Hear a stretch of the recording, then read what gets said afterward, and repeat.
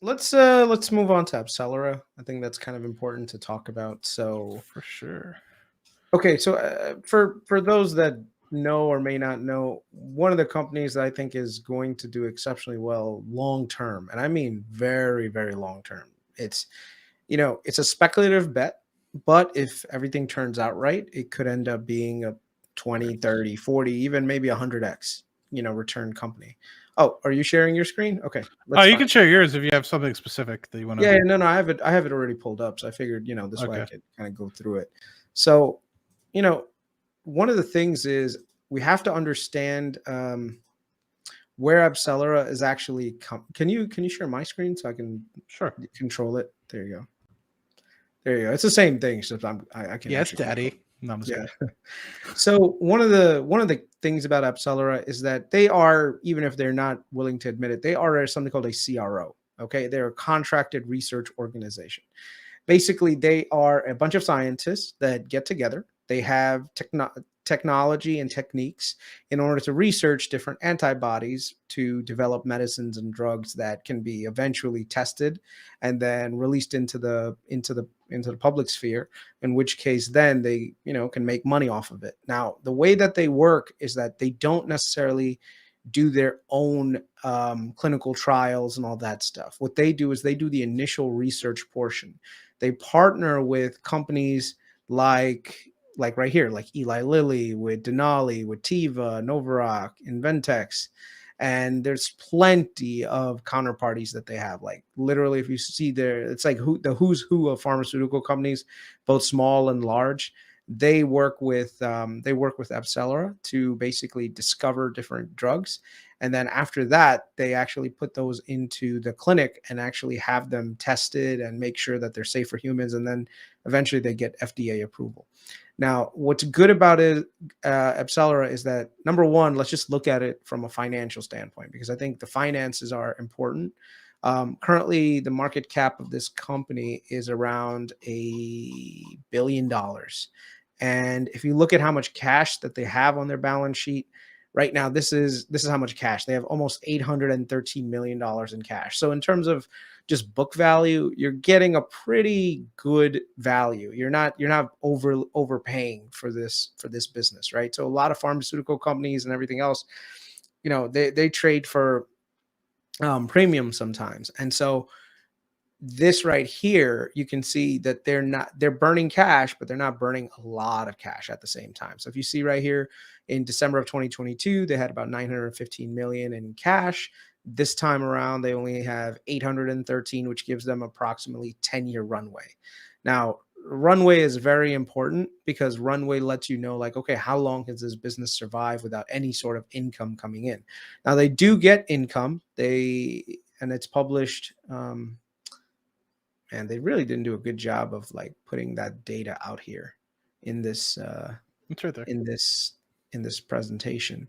But basically, the research fees that they tend to get, that is what supports their existing operations. So in order for you to work with them, the first thing is you do a contract with them that guarantees them a certain portion of the royalty income that's going to be coming in from that medicine if it goes to commercialization.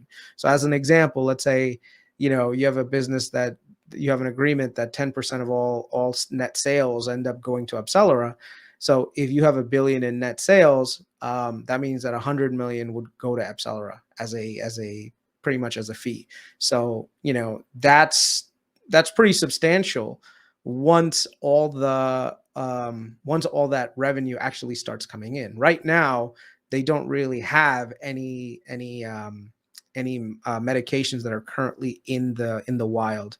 There were two medications that they pretty much worked with Eli Lilly to develop and get approved. One was called bamlanivimab, and the other one was called bebtelovimab. Both of them were used during COVID-19. So if you contracted COVID, they would give you antibodies that would help prevent COVID from spreading and actually help a lot of people. So a lot of those doses were all bought out by the U.S. government, Canadians, and whatnot. Um, Eli Lilly is the main manufacturer of it, but the initial research and everything was actually done by these guys. So one of the great things about this is that they have a proven technology, right?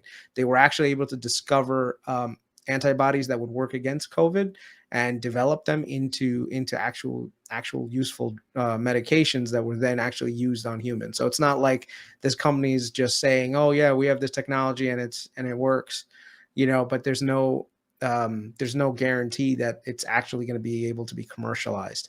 They actually have had commercialized products. The only thing is now those things are no longer in circulation, so they're not getting any revenue from that. So if you look at right here, in Q3 of 2022, they collected almost $100 million in royalties, which they did not get this year because, of course, they don't have any revenue from any medications out there.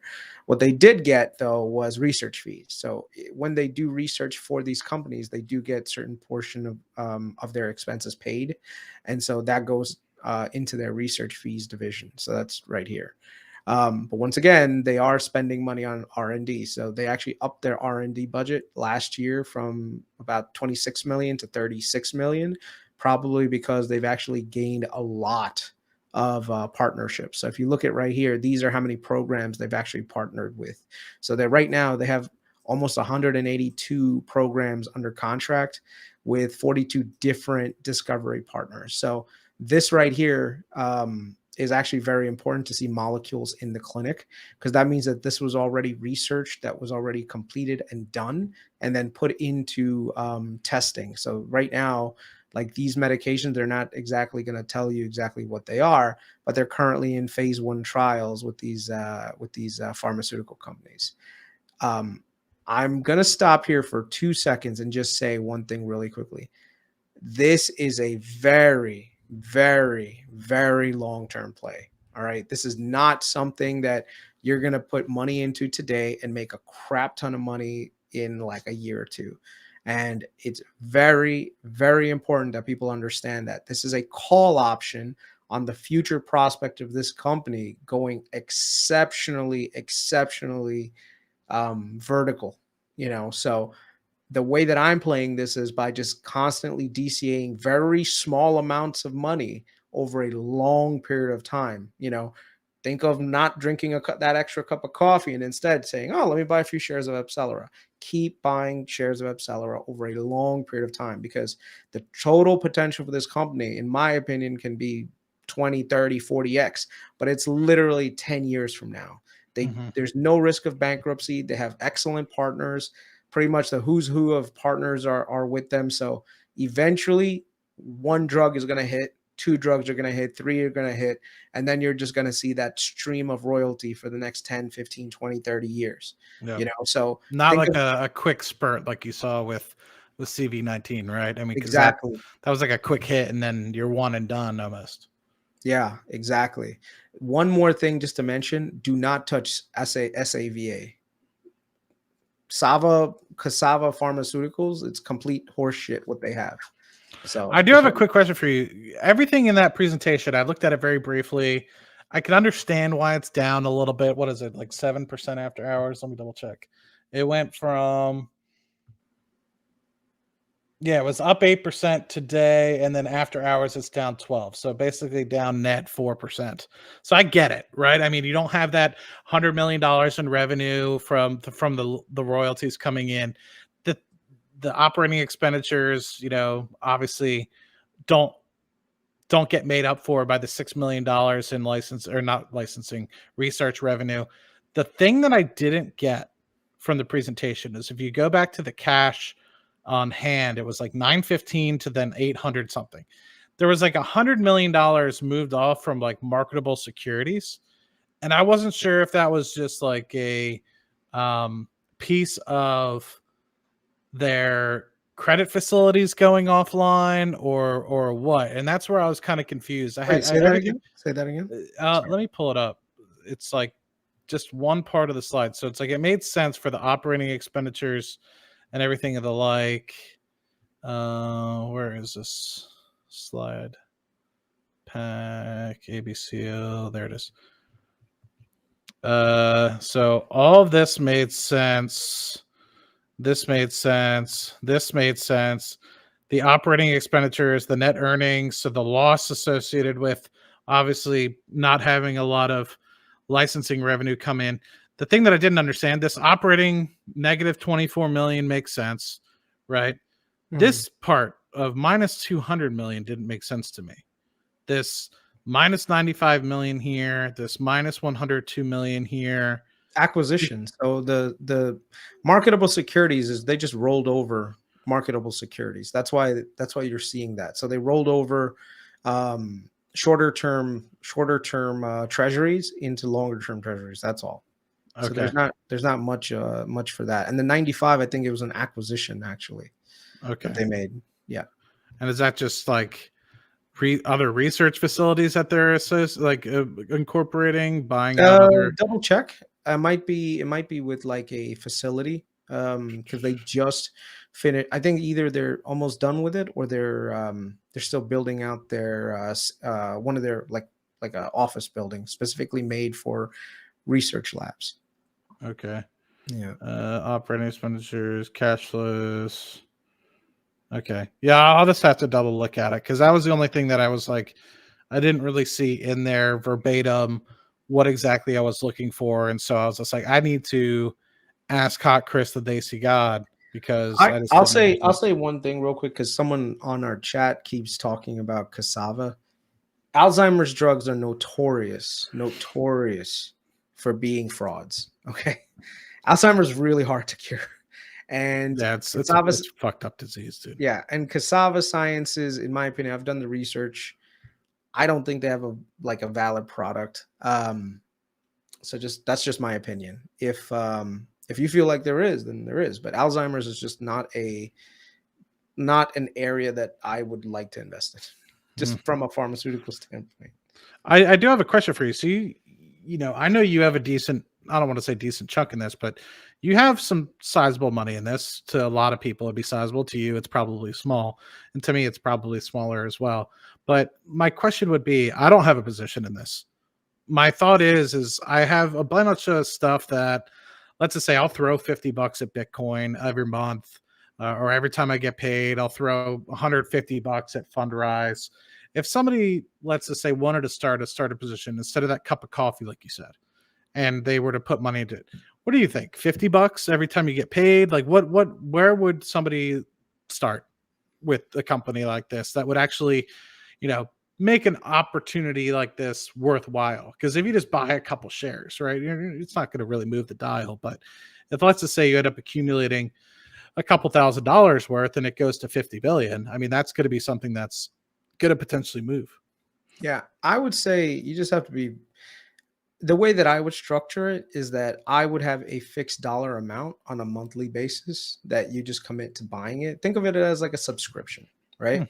So right now we all have subscriptions to different things, and you can and Robinhood and all your brokerages they have great like systems where you can say automatically trigger on every Monday to buy 10 shares or 20 Yeah. shares, and that's it. You can do a dollar amount too. Say, hey, I just buy it and don't look at it, Yeah. and then just keep that account somewhere. And the thing is, it's such a minor amount that you'd never even know it's leaving your account. Yeah. So I that's have a the way that question I. because you and I now have something like this that we could Yeah. potentially attack. And I'm thinking like maybe I set up an automatic investment where, so we can talk about that maybe once we introduce that later on in the stream. Any further thoughts about Abcellera? Do you want to touch on the Sava a little bit more, or are you done talking about that, or do you want to move on to Apple? So I'll just quickly talk about Sava because I feel like some people may or may not agree with me. I don't care really. To begin, Yeah. based on my due diligence, Cassava is a fraud. You know, all the shit that they're saying with helping patients and all this other stuff. There's like a lot of crap that they're. This is a good question. While you're bringing up that Sava research, why don't you wait till stage 2 is done prior to entering? At that point, do you think it's too late? You'll lose out on. Eh, I'm not sure, man. Like I said, I'll go into it deeper at another time with like all the data points that I actually have with regards to this company. I'm not just gonna talk about it without the data because I think the data is what really helps people understand. Like, oh, wait a second, Sure. they have a very look. I'll give you the main gist of it. They have a very small patient pool, right? Mm, And it's very limited. The data that they have, it's nothing that's proven, in my opinion, that really sets the tone. And yeah, just yeah, I'd say just be cautious on Sava. If you really Yeah. believe they're not a fraud, go for it. Maybe another episode we can actually like go through all the reasons why this company is a complete BS company. But yeah, Oh man. Shout out all 103 people in the chat, man. That's awesome. I think that might be the first time we got over 100 in the chat there, hot Chris. So good oh, work on that. nice. Okay, cool. Well, if we don't want to dive into Sava today, we'll definitely think about some time later on down the road. I know we have some free time now that earnings season's kind of coming to a close. I know we have the Bros next week. We have a few other companies next week that are reporting.